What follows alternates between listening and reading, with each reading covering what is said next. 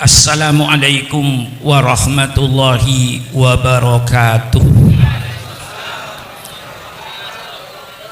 Bismillahirrahmanirrahim. Alhamdulillahi rabbil alamin. Wassalatu wassalamu ala asrafil anbiya'i wal mursalin, sayyidina wa habibina wa syafi'ina wa maulana Muhammad wa ala alihi wa ashabihi ajma'in. Subhanaka la ilma lana illa ma 'allamtana innaka antal alimul hakim. La haula wa la quwwata illa billahil aliyil azim. Amma ba'du. Para alim ulama yang saya muliakan, para habaib yang saya muliakan, wabil khusus baru-baru Habib Hanif yang telah menyampaikan begitu semangatnya. Saya terbayang ketika umur saya dulu 30 tahun. Sekarang umur saya sudah 81 tahun. Apa yang disampaikan Habib Hanif tadi itu 100% yang saya sampaikan tadi kepada wali kota dan bapak polisi. Apa saya katakan kepada beliau tadi itu persis 100%. Pidato beliau terakhir itu saya katakan, pemerintah sadarlah bahwa Indonesia ini bukan negara Islam, tapi kebetulan Indonesia ini 90% rakyatnya beragama Islam. Maka kalau pemerintah mau bikin undang-undang, mau bikin peraturan, pakai pikiran. Siapa yang akan melaksanakan peraturan ini? Siapa yang melaksanakan undang-undang ini? Kau jangan bikin undang-undang peraturan semau-maunya. Pikirkan dulu, siapa yang akan melaksanakan peraturan yang kau bikin ini? Yang akan melaksanakan 90% beragama Islam. Jangan Anda bikin peraturan, ya Pak Jinuria. Jangan Anda bikin peraturan pemerintah yang bertentangan dengan Al-Quran dan Sunnah Nabi. Persilakan Anda bikin peraturan. Kalau peraturan itu jelas-jelas bertentangan dengan Quran dan Sunnah Rasulullah, umat Islam siap untuk tidak mengerjakan. Persis tadi saya katakan, nggak ada bedanya. Inilah saudara-saudara, alhamdulillah sudah dibangkitkan semangatnya tadi. Sekarang tinggal saya ngisi ilmunya. Ya, sudah cukup tadi dibangkitkan dengan ilmunya, dengan semangatnya. Sekarang saya mau ngisi saudara. Agama Islam yang diturunkan oleh Allah terakhir sebagai penutup itu syariat Allah dari langit sudah tumplek-blek. Bahasa Jawa ini. Ada orang Jawa enggak? Ada. Orang Jawa itu kalau sungguh-sungguh mesti kata akhir diulang. Kalau orang Jawa bilang kemarin di Jatinegara macet, nggak apa-apa, itu masih jalan. Tapi kalau orang Jawa bilang kemarin Pak Kiai di Jatinegara jalan macet, itu orang Jawa itu. Matiin mesin. Udah, nggak usah jalan, matiin aja mesin udah. Kalau sudah macet, syariat Allah diturunkan oleh Allah sesuai dengan kepentingan manusianya. Tidak diturunkan sekaligus sama Nabi Adam. Karena diturunkan sekaligus sama Nabi Adam, banyak yang tidak dijalankan. Zaman Nabi Adam tidak ada undang-undang nyolong. Mengapa tidak ada orang nyolong? Karena zaman Nabi Adam tidak ada orang nyolong. Mengapa tidak ada orang nyolong? Karena tidak ada orang. Selesai. Untuk apa diturunkan undang-undang nyolong? Nggak ada gunanya itu. Dunia belum dikepling-kepling. Negara saja belum ada. Nggak perlu, nggak diturunkan oleh Allah. Zaman Nabi Adam tidak diturunkan undang-undang perkawinan sempurna seperti kita ini. Mengapa? Karena zaman Nabi Adam tidak ada orang kawin. Mengapa tidak ada orang kawin? Ya tidak ada orang. Siapa mau jadi besan? Cukup Allah kasih kemurahan. Kakak kandung kawin dengan adik kandung, adik kandung dengan adik kandung. Kalau sekarang di Jatinegara ada orang mau kawin dengan adik kandungnya sendiri, itu anak salah lahir. Mestinya lahirnya zaman Nabi Adam. Datang Nabi Nuh sempurnakan, datang Nabi Ibrahim sempurnakan, Datang Nabi Musa, sempurnakan. Datang Nabi Isa, sempurnakan dengan kitab Injilnya. Datang Nabi Muhammad, semua kitab ditarik oleh Allah. Maka semua kitab ini sebenarnya menurut Al-Quran sudah tidak ada di permukaan bumi. Yang asli menurut Islam, Injil yang asli yang firman Allah kepada Nabi Isa, bukan perkataan Nabi Isa. Itu kitab Injil. Kitab Taurat itu perkataan firman Allah kepada Nabi Musa, dan bukan perkataan Nabi Musa sebagaimana Al-Quran. Al-Quran diturunkan sempurna, semua syarat Allah tumplak blak, tumplak blak, gak ada sisanya lagi sudah. Sehingga Islam diturunkan mengatur segala-galanya. Orang yang berkata, kalau boleh saya katakan kaum sekuler, yang mengatakan bahwa agama tidak mengatur kehidupan manusia sehari-hari, sehingga agama dipisahkan dengan kehidupan manusia sehari-hari, itu menunjukkan orang itu orang yang tidak mengerti Islam. Kalau dia mengerti Islam dan mengerti syariat Islam, tidak mungkin dia berfaham sekularisme, karena Islam mengatur segala-galanya. Mengatur rumah tangga. Mengapa Islam mengatur rumah tangga? Jawabannya gampang, supaya yang namanya suami, yang namanya istri, yang namanya anak mempunyai akhlakul karimah.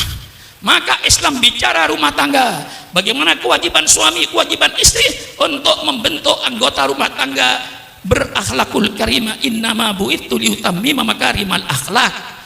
Allah berbicara soal bermasyarakat, bagaimana kita bertetangga, bermasyarakat supaya rukun, supaya damai.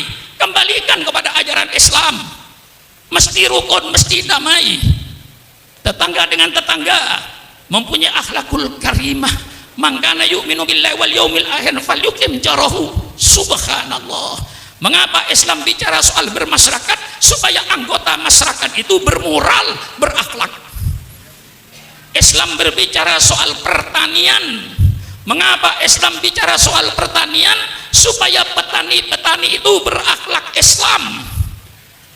Jangan ngambil tanah orang walaupun satu jengkal, akan dikalungkan api neraka. Tanamlah tanah yang milikmu, jangan sampai menanam tanah milik orang lain.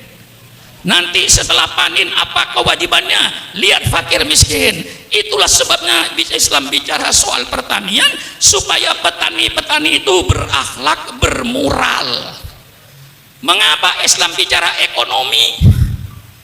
Bicara soal jual beli, bicara soal koperasi. Siapa bilang Islam tidak bicara soal ekonomi? Orang yang berkata Islam tidak bicara ekonomi, itu orang yang bodoh, tidak tahu syariat Islam. Kalau dia baca Fathul Qorib, dia baca Fathul Mu'in, ada babul bai', bab tentang jual beli. Ahallallahul bai'a wa harramar riba, ini ekonomi. Ar-rasi wal murtasi finnar, orang yang menyuap dan yang terima suap di neraka. La ta'kulu amwalakum bainakum bil batil, jangan kau makan harta orang lain dengan cara yang batil, ngurangin timbangan dan seterusnya. Islam mengatur ekonomi sampai cara mesen barang. Islam mengatur menurut sunnah Rasulullah bagaimana cara mesen barang, bagaimana berkooperasi. Islam mengatur bagaimana cara penanaman modal yang dikenal dalam hukum fikih babul qirat. Ada yang membaca babul qirat, persilakan. Bagaimana investasi dalam Islam. Islam berbicara sampai mendetil bagaimana memesan barang.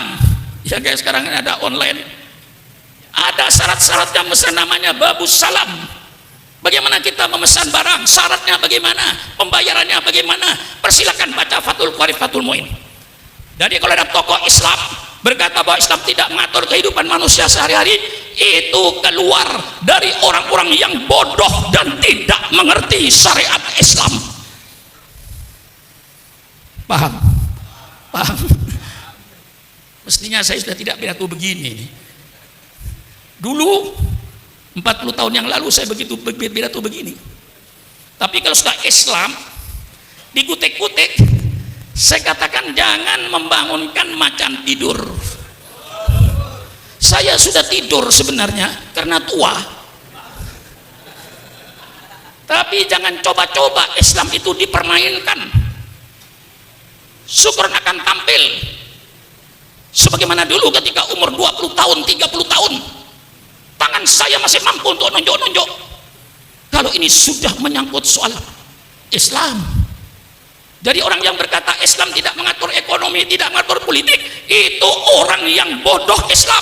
Ngaji, jangan Islamnya cuma asyhadu an la ilaha illallah wa asyhadu anna muhammadar rasulullah, tidak pernah belajar Islam, tidak pernah ngaji tafsir, tidak pernah ngaji hadis, lalu berkata bahwa Islam tidak mengatur kehidupan manusia. Itu keluarlah dari pemikiran orang-orang yang bodoh Islam. Paham? Mengatur ekonomi, mengatur ekonomi supaya pelaku ekonomi bermoral, yang dagang berakhlak, yang buka industri berakhlak. Ini tujuannya mengapa Islam bicara ekonomi, supaya pelaku ekonominya bermoral, berakhlak. Innama bu'itsu liutammima makarimal akhlak. Paham? Mengapa Islam bicara politik? Intinya kata kuncinya satu, innama bu'itsu liutammima makarimal akhlak. Mengapa Islam bicara politik? Islam bicara politik supaya pelaku politik bermoral, berakhlak. Sebagai seorang pemimpin, apa kewajibannya terhadap rakyatnya? Hai pemimpin-pemimpin, jangan kau berpikir apa yang akan saya ambil dari rakyat, tapi pemimpin, berpikirlah apa yang akan kau berikan kepada rakyatnya itu. Kalau kau selalu berpikir apa yang saya ambil dari rakyat, ya gampang, naikkan semua pajak. Maka pemerintah bukan berpikir apa yang saya ambil dari rakyat, tapi pemerintah berpikir apa yang harus saya berikan kepada rakyat. Bagaimana? Bagaimana? Ngotot lagi saya ini, dipancing Habib Hanif tadi itu. Lah ini Islam. Siapa bilang Islam tidak bicara politik? Yang melarang kiai bicara politik, yang melarang ulama bicara politik di masjid-masjid, di masjid taklim adalah Belanda. Sekali lagi, yang melarang kiai bicara politik, bicara soal negara, itu Belanda. Mengapa Belanda melarang kiai bicara politik? Karena Belanda ingin menjajah Indonesia sampai kiamat. Maka Belanda melarang. Banyak kitab-kitab, dulu Kiai Maskur, mantan Menteri Agama, cerita kepada saya, banyak kitab-kitab yang dilarang oleh Belanda yang membangkitkan semangat anak muda. Namanya kitab Idotun Nasiin.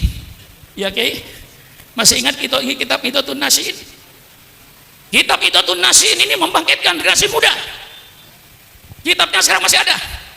Itu oleh Belanda dilarang. Kitab-kitab yang berbau politik, Ahkamus Sultaniyah dilarang, baik yang disusun Imam Mawardi maupun yang disusun Imam Abu Ya'la. Tidak boleh bicara soal politik. Itu yang melarang Belanda. Kalau sekarang ada tokoh di Indonesia melarang kiai bicara politik, berarti itu sisa-sisa. Tolong berhadapan dengan Syukur Makmun. Mari kita duduk di atas meja dengan damai, dengan sejuk, sambil minum kopi. Betul? Mari bicara. Jangan ngomong sembarangan kalau kau tidak ngerti Islam. Di mana kau ngajinya? Di mana kau menuntut ilmunya? Mentang-mentang jadi tokoh, tidak pernah ngaji Islam, berbicara tentang Islam. Ini yang merusak Islam di Indonesia ini. Mari secara ilmiahnya saya kupas. Quran, ayat politik dalam Quran terlalu banyak. Saudara kenal baldatun thayyibatun wa rabbun ghafur? Di mana itu? Di mana itu? Apa baldatun thayyibatun wa rabbun ghafur? Negara yang baik, negara yang aman, negara yang damai, negara yang sejahtera. Itu dalam surat As-Saba. Itu tertulis dalam Al-Quran. Masih banyak ayat-ayat yang berbicara soal negara. Banyak. Saya kasih sebagian saja. Lau anna ahlal qura amanu wattaqau lafatahna alaihim barakatim minas sami walakin kadzabu fa'udnahum bima kanu yaksibun. Ini ayat bicara politik negara. Seandainya penduduk negeri ini beriman dan bertakwa kepada Allah, pasti kata Allah, saya bukakan keberkahan dari langit. Hujan turun berkah, bukan angin puting beliung. Hujan turun berkah, bukan banjir bandang. Hujan yang membawa keberkahan. Kami buka keberkahan dari bumi, buah-buahannya tumbuh, padinya tumbuh, jagungnya tumbuh, yang subur, makmur. Lau anna ahlal qura amanu wattaqau. Ini ayat menyebut suatu negara. Wa daraballahu mathalan qaryatan kanat aminatan mutmainnah ya'tiha rizquha rawadan min kulli makan fakafarat bi an'amillah fa'adaqallahu libasal ju'i wal khawfi bima kanu yasnaun. Ini ayat politik. Allah memberikan satu contoh negara yang aman, negara yang tentram. Mengapa aman tentram? Karena keadilan. Allah datangkan rezekinya yang berlimpah ruah dari segala penjuru. Negara ini yang menjadi cita-cita setiap manusia. Negara seperti di Quran ini yang diharapkan oleh semua manusia. Tapi apa yang terjadi? Fakafarat bi an'amillah. Mereka lalu ingkar kepada nikmat Allah. Allah tukar fa'adaqahul libasal ju'i wal khawfi bima kanu yasnaun. Allah tukar rezeki yang berlimpah ruah dengan kelaparan. Berapa banyaknya bangsa Indonesia sedang lapar hari ini? Subhanallah, subhanallah. Allah tukar keamanan dan ketenangan dengan kegelisahan. Lihat sekarang ini di Irian, di mana-mana tempat. Subhanallah, subhanallah. Allah bicara negara, malah Allah menceritakan lagi bagaimana Allah cara menghancurkan suatu negara. Ini terperinci dalam Al-Quran. Dalam Al-Quran terperinci. Idza aradna an nulika qaryatan amarna mutrafiha fafasaku fiha faqalahil qawlu fadammarnaha tadmira. Kalau Allah ingin menghancurkan suatu negara, apa yang Allah jadikan? Allah perintahkan orang-orang yang bergelimang dalam kenikmatan untuk taat kepada Allah, tapi mereka tidak taat kepada Allah. Orang-orang kayanya yang bergelimang dengan kenikmatan itu, mereka main perempuan, main judi, mabuk-mabukan segala larangan Allah. Itulah Allah hancurkan negeri itu. Kalau ini sudah terjadi, ada yang membaca tafsir itu bukan amarna, dibaca amarna. Kalau Allah ingin menghancurkan suatu negara, maka Allah jadikan pemimpin negaranya itu orang-orang yang bergelimang dalam kemewahan. Karena mereka sudah bergelimang dalam kemewahan, dengan makan duit rakyat, dia lupa kepada rakyatnya. Dia kerjakan kedoliman, dia kerjakan ketidakadilan. Disitulah Allah hancurkan negeri itu. Bagaimana? Ini nyumbang atau meneruskan Habib Hamid aja saya ini. Ya karena saya orang tua, maka diletakkan belakang itu benar itu. Persilakan kayak bicara segala macam, bicara bebas. Syukur Mamun suruh terakhir mesti nyambung. Kayak asli pidato, saya belakangan nyambung. Setiap kiai pidato saya belakangan nyambung. Tinggal nerusin aja. Maklum umurnya 81 tahun. Ya, bicara 8 apa? Saya ini pidato Habib Hanif sudah 53 tahun. Saya pidato sejak zaman Bung Karno. Saya sudah pidato melawan Bung Karno. Mestinya orang Betawi itu secara psikologisnya sudah bosan melihat saya. Mestinya bosan Anda. Masa lihat muka saya 53 tahun, mendengar suara saya mulai saudara di ibtidaiyah, mulai di sanawiyah sampai sekarang jadi kiai. Insya Allah Kiai Munawir asli itu mendengar pidato saya barangkali di sanawiyah waktu itu, mendengar pidato saya, mestinya kiai sudah bosan mendengar suara saya ini. 52 tahun, 36 tahun suaranya itu aja, mukanya itu aja. Bosan enggak? Bosan enggak? Mengapa tidak bosan? Saya memberikan ini bahwa Islam itu bicara politik. Belanda yang melarang kiai bicara politik, maka saatnya para ulama, saatnya para habaib untuk bicara politik. Selamatkan NKRI ini, selamatkan Indonesia ini, selamatkan negara Republik Indonesia ini, supaya ulama kalau sayang negara, ulama bicaralah soal politik di masjid-masjid dengan syarat politik Al-Quran yang santun dan sopan, politik sunnah Rasulullah, politik yang santun dan sopan, bukan politik seperti sekarang ini yang penuh dengan hoak, penuh kebohongan, penuh ketidakadilan.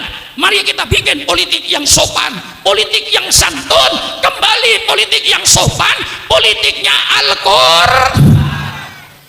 Ngotot saya ini, ngotot Kiai, supaya Habib Hamid kalau pidato lebih ngotot dari saya. Malulah sama saya kalau Anda tidak ngotot. Setua itu masih ngotot, masa yang muda-muda? Betul atau tidak, Pak Haji? Ini mungkin sudah coba bayangkan, kalau sekarang saya pidato kayak begini dengan umur 81 tahun, kira-kira ketika seumur 30 tahun kayak apa? Bayangkan aja sendiri. Pidato sudah 53 tahun. Dan ini sudah kena Islam. Islam bicara politik. Justru tadi dalam Habib Hanif sudah menjelaskan, Rasulullah menjadikan contoh. Tetapi di waktu itu tidak sebut ad-daulah al-islamiyah, tidak ada. Tidak ada. Yang ada negara Madinah. Mengapa Rasulullah tidak menyebut ad-daulah islamiyah, negara Islam? Tidak perlu. Mengapa? Pemimpinnya Rasulullah, yang dipakai Al-Quran, tidak perlu lagi pakai daulah islamiyah, cukup negara Madinah dipimpin oleh Muhammad ibn Abdullah. Betul? Ijma ulama mendirikan negara itu hukumnya wajib, nggak ada ulama yang khilaf. Persilakan baca kitab Al-Ahkam As-Sultaniyah, persilakan baca kitab Al-Ahkam As-Sultaniyah Imam Mawardi, Imam Abu Ya'la, persilakan baca kitab Ad-Daulah Al-Islah Siyasatu Fiqhud Daulah yang disusun oleh Yusuf Qaradawi, Profesor Dr. Yusuf Qaradawi. Persilakan baca, walaupun dalam beberapa hal saya tidak sejalan, tapi ada yang saya sejalan, kitabnya Ibnu Taimiyah yang mana Fiqhus Siyasah. Di situ bicara soal politik, maka dikatakan mendirikan negara hukumnya wajib. Tanpa negara, rakyat arogan, yang kaya menindas yang miskin, yang kuat menindas yang lemah, kedoliman akan merajalela, ketidakadilan akan merajalela. Maka perlu mendirikan satu negara seperti Rasulullah Shallallahu Alaihi Wasallam di Madinah. Anda jangan bicara di Indonesia pluralistik. Rasulullah pertama kali di Madinah mengabdi negara yang pluralistik. Di situ Yahudi, di situ Nasrani. Yahudinya saja yang ada mungkin ada 12 suku, orang-orang Yahudi, orang-orang Nasrani, penyembah berhala. Rasulullah sebagai pemimpin negara, sebagai pemimpin negara, bagaimana menyatukan rakyat yang pluralistik? Itulah yang tadi disebut oleh Habib Hanif dengan piagam, bukan piagam Jakarta ya, piagam Madinah, Sohifatul Madinah, tulisan aslinya itu piagam Madinah untuk mempersatukan mereka. Dengan cara apa?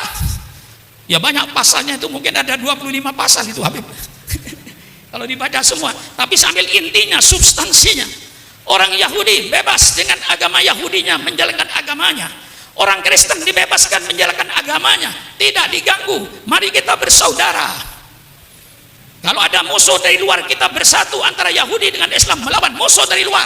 Karena kita memberikan satu negara Madinah. Biaya bersama, sama-sama keluar biaya di dalam, tetapi peraturan pokok di situ ada. Kami seluruhnya yang berbeda-beda itu rukun damai, tidak ada kedoliman, tidak ada ketidakadilan. Di situ intinya. Siapapun yang berbuat dolim, ya Yahudi ya orang mukmin, sama saja kena hukuman. Maka Islam tidak punya musuh. Islam tidak punya musuh etnis. Orang Jawa bukan musuh Islam, orang Sunda bukan musuh Islam, orang Betawi bukan musuh Islam, orang Papua bukan musuh Islam, orang Bugis bukan musuh Islam. Seluruhnya kita satu bangsa, bangsa Indonesia. Islam tidak punya musuh agama, Islam tidak punya musuh etnis. Saya nyatakan musuh Islam, terus apa tidak? Terus apa tidak? Musuh Islam bukan etnis, musuh Islam bukan agama selain Islam, musuh Islam bukan pemerintah, musuh Islam adalah kedoliman, Musuh Islam adalah kemungkaran, musuh Islam adalah ketidakadilan. Siapapun yang tidak adil, siapapun yang dolim, siapapun yang menganiaya, itulah musuhnya Islam yang harus kita lawan dengan radikal.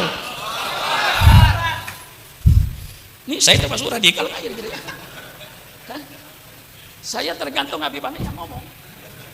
Siapa yang mau radikal? Kalau saya berbicara berzina itu dosa besar, merusak tatanan keluarga, merusak tatanan keturunan, ini dosa besar yang harus disiksa dan harus dilarang. Lalu pelacur berkata, oh ini Ustaz Makmun, ini Ustaz radikal. Terima kasih. Kalau yang berkata pelacur, saya berkata lagi, minum-minuman keras itu larangan agama, merusak otak, merusak pikiran, menjadikan manusia malas. Malah kalau sampai taraf kepada narkoba, daripada saya lihat badannya, lebih saya lihat kuburannya. Orang yang minum narkoba itu, lihat kuburannya saja daripada melihat orangnya. Orang yang tukang dagang narkoba, ini kiai radikal. Siapa? Syukran Makmun. Terima kasih. Berarti saya nahi mungkar. Bagaimana Pak Effendi kira-kira? Benar ya? Kalau pemain judi, main judi itu dilarang oleh agama karena tidak mendatangkan harta, malah menghabiskan harta, mendidik manusia malas, hanya duduk di meja judi tiap hari. Kalau hartanya habis dia ngerampok, hartanya habis dia nyolong, dan seterusnya dan seterusnya. Maka penjudian adalah perbuatan yang dilarang oleh agama. Penjudi bilang, ini kiai yang radikal. Terima kasih penjudi. Bagaimana kira-kira? Kalau berkata saya radikal, Pak Effendi, saya tak pikir-pikir ini benar nggak saya radikal, salah.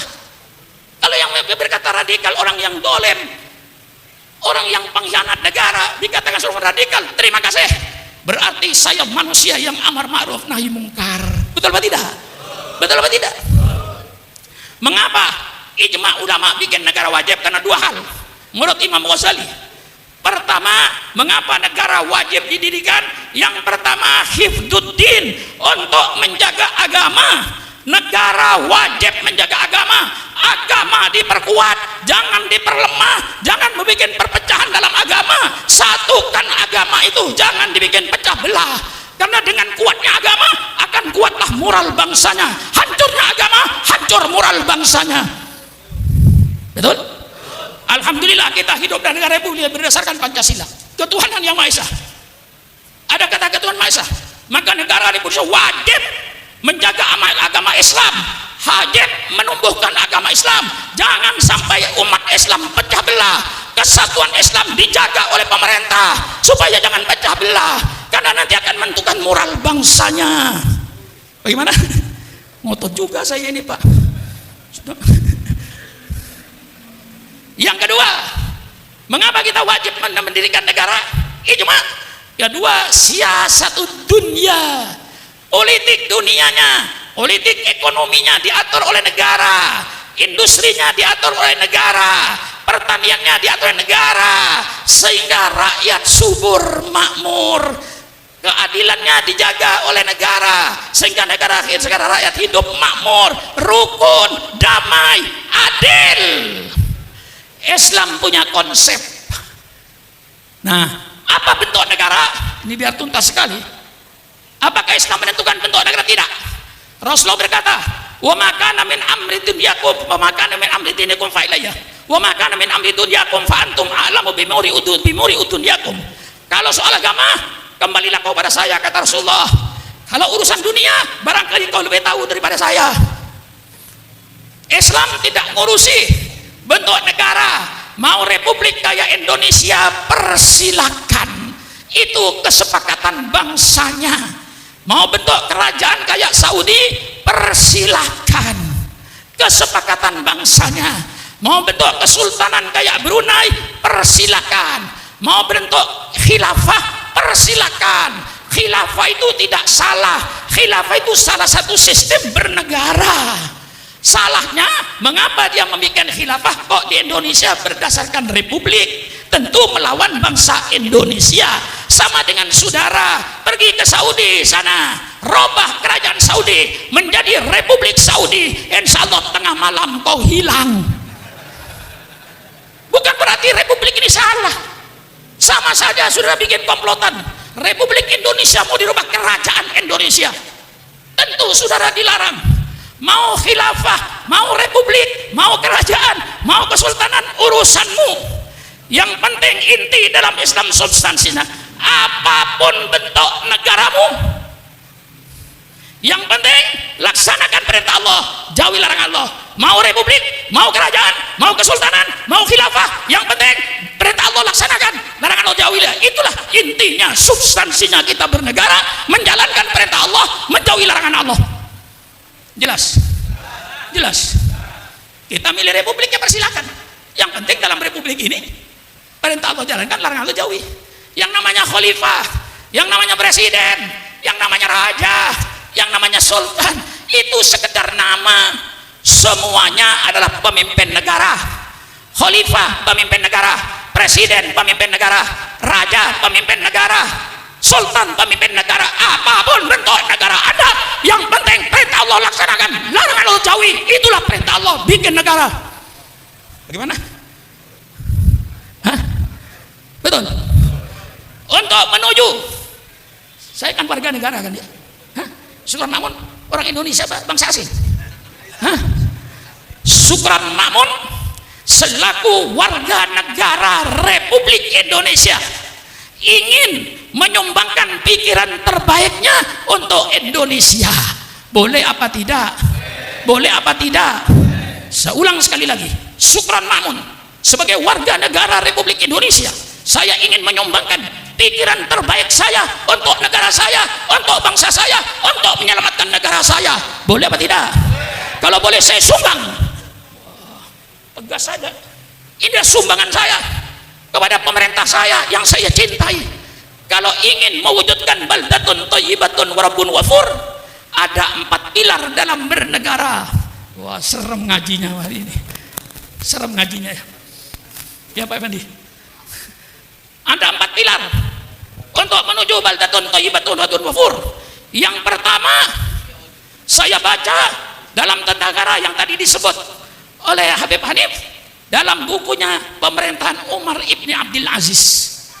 Itu pemerintahan yang terbaik setelah Khulafaur Rasyidin. Maka sebagian mereka menyebut bahwa Umar Ibn Abdul Aziz ini adalah khalifah yang kelima.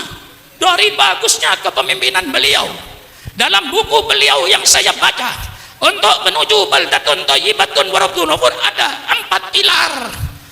Pilar yang pertama musyawarah. Itu apapun negara saudara, mau negara khilafah, mau negara republik, mau negara kerajaan, mau negara kesultanan, yang penting pertama kali musyawarah. Jangan mengeluarkan kebijaksanaan pribadi. Kebijaksanaan pemerintah itu sudah kumpul kabinet kerja, bermusyawarah. Hasil musyawarah itu berikan kepada rakyat, bukan kebijaksanaan pribadi menteri. Kalau pribadi menteri bikin kebijaksanaan sendiri, hancur negara ini. Maka inti bernegara itu musyawarah. Ini Islam. Fabima rahmatin minallahi lintalahum walau kunta faddan walidan qalbi lam faddu min haulik fa'fu anhum wastaghfir lahum wasyawirhum fil amri fa idza azamta fatawakkal 'ala Allah. Ini prinsip politik dalam Islam. Seorang pemimpin harus lemah lembut dengan rakyatnya. Jangan ada pemimpin menantang rakyat. Apa rakyat ditantang rakyat gak punya senjata? Betul atau tidak?